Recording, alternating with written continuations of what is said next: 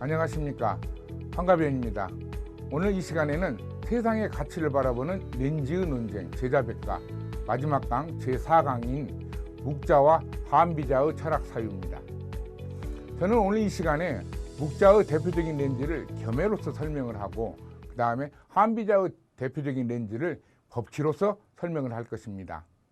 한비자의 법치는 공자가 주장했던 덕치에 대한 반론이고, 묵자가 제시한 겸해는 공자가 강조했던 가정중심 윤리에 대한 반론으로부터 나온 것들입니다. 앞서 제가 얘기했듯이 공자는 가정의 윤리를 근간으로 해서 사회윤리와 그 다음에 국가윤리를 정립했습니다. 마찬가지로 가정이란 사랑을 확장을 통해서 타인에 대한 사랑, 그 다음에 만물에 대한 사랑을 확장을 합니다. 이것이 바로 맹자가 얘기하는 친친, 인민, 애물이라는 것들입니다. 그래서 친친, 인민, 애물에서 이 친친과 애물, 그 다음에 인민 사이에 이 사랑이라는 감정은 사실은 정확히 얘기하면 어떤 차별적인 것이 아닙니다. 그러나 공자는 먼저 가족 간의 사랑이 친친이 먼저 나와야 되고, 그 다음 그것을 근거로 해서 인민이라는 타인의 사랑이 나와야 하고, 그 다음에 사람에 대한, 즉 인류에 대한 사랑을 기초로 해서 만물에 대한 사랑이 이루어져야 된다는 것을 공자는 강조를 합니다. 즉 다시 말해서 사랑이라는 감정에는 차이가 없지만, 차별이 없지만 사랑을 실천하는 순서에는 반드시 차이가 있어야 된다는 것이 공자를 비롯한 유가 철학자들의 기본적인 입장입니다. 그런데 묵자는 유가 철학자들이 이처럼 주장했던 친친, 인문, 애물이라는 이 순서에 대해서 묵자는 좀 비평을 합니다. 그래서 묵자는 함께 서로 나누지 않는 겸해를 주장을 합니다. 그래서 묵자는 뭐라고 그러냐, 유가 철학에서 강조하는 그런 친친, 인민, 애물로 사랑을 갖다 별해라 그러고, 다 함께 너 나를 구별하지 않고 우리나라 타인의 나라를 구별하지 않고 함께 사랑하는 이 사랑을 갖다가 묵자는 겸해라고 얘기를 합니다. 그런데 여러분들 겸해를 이해할 때 조금 주의해야 할 것이 뭐냐면, 묵자는 타인과 나를, 우리 부모와 타인의 부모를 똑같이 정량적으로 사랑하라 그런 얘기는 안 했습니다. 그래서 묵자라는 책을 보면은 타인의 부모와 그 다음에 자신의 부모를 함께 사랑하라는 것을 강조하면서 묵자는 약자 혹은 여자를 강조합니다. 이 약자와 여자는 정량적으로 동일하다는 등자 의미가 아닙니다. 약자와 여자는 정성적인 의미로서 뭐뭐처럼 좀 강조한 거에 불과하죠. 그래서 나중에 후에 맹자가 묵자의 겸해 사상을 뭐라고 얘기하냐, 부모라는 존재의 특수성을 부정하는 무부학설이라고 해서 금수지견이라고 얘기하는데, 이것은 분명히 지나친 묵자에 대한 비평이라고 생각을 합니다. 자, 묵자 철학은 사실 여러분들 이 묵자 철학은 맹자 이전에 공자의 유가 사상과 더불어서 굉장히 사상을, 당시 천하의 사상을 양분했던 커다란 사유책입니다. 그래서 여러분들 맹자와 그 다음에 순자, 그 다음에 장자의 천하편을 보면은 묵자가 가장 대표적인 사상으로 등장을 합니다. 특히 한비자라는 책을 보면 뭐라고 하냐, 한비자가 세지현화 유묵이야 그래요. 세상에 크게 학술적 가치를 드러내는 학문은 유가와 묵가다 이렇게 얘기를 합니다. 그런데 진대를 거쳐서 한대에 들어와서 한대 제7대 황제인 한무제 때 사마천이 사기에서 열전을 쓰는데, 이 열전에 수많은 제자백과 사상가들은 다 포함이 되는데 묵자학설은 거기에 포함이 되지 않습니다. 그래서 이 묵자학설은 춘추 전국시대에는 크게 성행을 했지만 그 이후에는 아주 빠른 속도로 쇠퇴한 학파라고 얘기할 수가 있습니다. 자, 묵자 철학에서 하나의 특성과 문제점을 제가 여러분들에게 소개를 하도록 하겠습니다. 묵자는 겸해를 강조하는데, 어떤 사람이 묵자에게 왜 겸해는 정당한가, 우리는 왜 겸해를 해야 되는가 이렇게 물어보면 묵자는 그렇습니다. 이 겸해라는 것은 곧 하늘의 뜻이라고 얘기를 합니다. 여러분들 공자가 귀신이라든가 이런 하느님이라든가 이런 인격천외 존재를 적극적으로 부정하지는 않습니다만, 그렇다고 해서 공자가 이 하늘과 같은 인격천외 존재를 적극적으로도 긍정도 하지 않습니다. 그런데 묵자는 공자와 노자, 장자와 달리 이 하늘의 뜻이라는 인격천외 존재를 긍정을 합니다. 그리고 묵자는 귀신의 존재도 긍정을 합니다.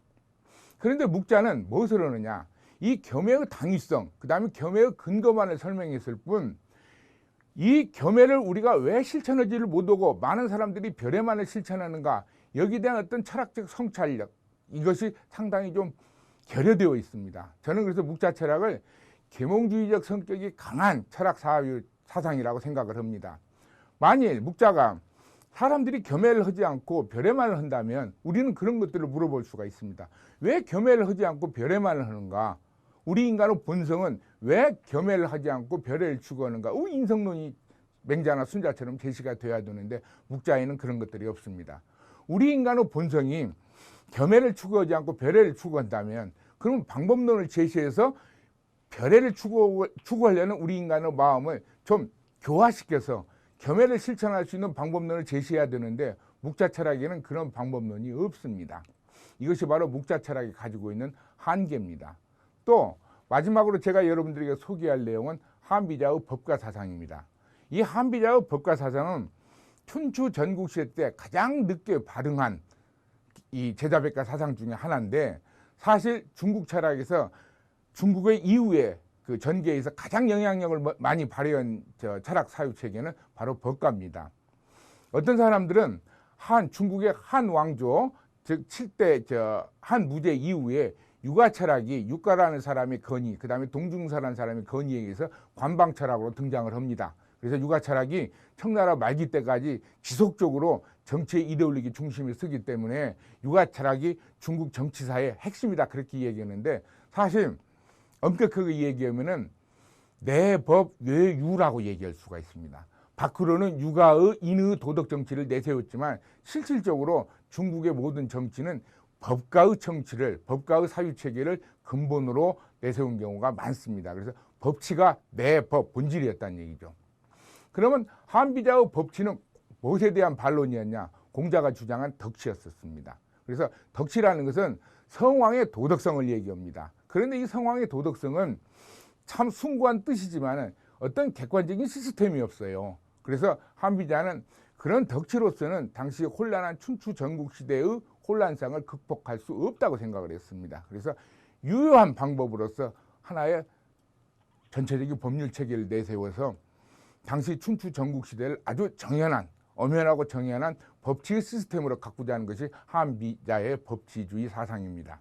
그래서 한비자의 그 법과 철학을 보면 가장 대표적인 관념으로서 세 개를 내세웁니다. 하나는 법, 표준이죠. 두 번째는 이 법을 운영하는 하나의 군주의 권력, 힘, 그걸 세라고 얘기합니다. 자, 법도 있고 그 다음에 힘도 있는데 군주가 신하의 마음이나 아니면 일반 백성의 마음을 제대로 꿰뚫어 볼 수 있는 지혜가 부족하다면 정치를 올바르게 할 수가 없죠. 그래서 신하의 마음을 올바르게 꿰뚫어 볼 수 있는 정치의 방법론으로서 이 수를 제시합니다.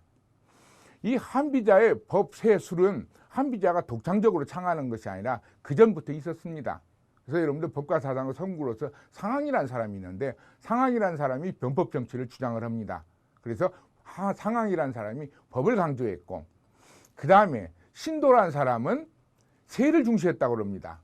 또 신불행이라는 사람은 수를 중시했다고 하는데 한비자는 이 법, 세, 술, 이 세 개의 관념을 하나의 트라이앵글로서 딱 엮습니다. 그래서 이 법과 철학을 종합적으로 완성한 사람이 바로 한비자입니다. 그 다음에 한비자 철학을 보면 아주 중요한 관념이 나오는데 그게 바로 이병입니다. 두 개의 손잡이란 얘기입니다. 그래서 한비자 철학에서 이병은 뭐냐? 하나는 형벌, 하나는 상입니다. 즉 다시 말하면 군주가 신하를 올바르게 제어할 수 있는 방법은 상벌의 권리를 군주가 온전하게 장악하고 있어야 된다고 얘기를 합니다. 그래서 국가의 이익에 도움을 준 사람은 마땅히 상을 내리고 그 다음에 국가의 이익에 반하는 사람은 벌을 내려야 된다는 것입니다. 그래서 한비자는 이 이병의 권리만큼은 절대 신하에게 양도해서 안 된다는 것을 한비자는 강조를 합니다. 그 다음에 한비자 철학에서 중요한 것이 하나가 모순론이 있습니다. 이 모순론은 창과 방패의 얘기입니다. 즉 다시 말해서 한비자 철학에서 최대 두통거리인데요. 즉 임금이라는 그런 권리는 즉 임금처럼 귀족처럼 임금이나 그런 귀족처럼 자연적으로 부여받은 어떤 세, 힘의 권력인데 이런 것들을 중시해야 되느냐 아니면 후천적으로 개인의 능력에 의해서 배양된 인설지세가 중시되어야 되느냐 이 문제가 한비자 철학에서 아주 크게 첨예하게 대두가 됩니다. 그 다음에 한비자 철학에서 중요한 것이 바로 상하 동도입니다. 상하는 상은 윗계급이고 아랫계급이에요. 한비자는 철저한 평등주의적 법치주의를 내세웁니다. 그래서 하나의 법이 제정되면 윗계급과 아랫계급은 동일한 표준에 의해서 다스려야 된다는 얘기죠. 그 다음에 한비자 철학의 중요한 얘기가 불살기구 칙주산 그럽니다. 술통을 지키고 있는 사나운 개를 잡지 않으면 술통 속에 있는 술은 쉬어서 없어져 버린다. 쉬어져 못 먹게 된다. 그런 얘기예요. 그러면 술통 속에 있는 그 술이 누굴까요? 바로 임금입니다. 임금이 백성들과 늘 교류하면서 여론을 청취해야만이 임금이 지혜로운 임금으로서 유지될 수가 있는데, 만약에 임금의 주변에 사나운 개, 즉 다시 말하면 한나라 때 십상시라든가 우리가 뭐 정권에 대해 얘기했던 문고리 3인방처럼 아주 강력한 힘을 가진 사람들이 임금의 주변을 지키고서 여론을 차단한다면 이 군주는 바로 혼미역이 된다는 얘기입니다. 이것이 바로 한비자가 강조한 불살기구 칙주산입니다. 이상이 세상의 가치를 바라보는 렌즈의 논쟁 마지막 제4강인 묵자와 한비자의 철학 사유였습니다. 감사합니다.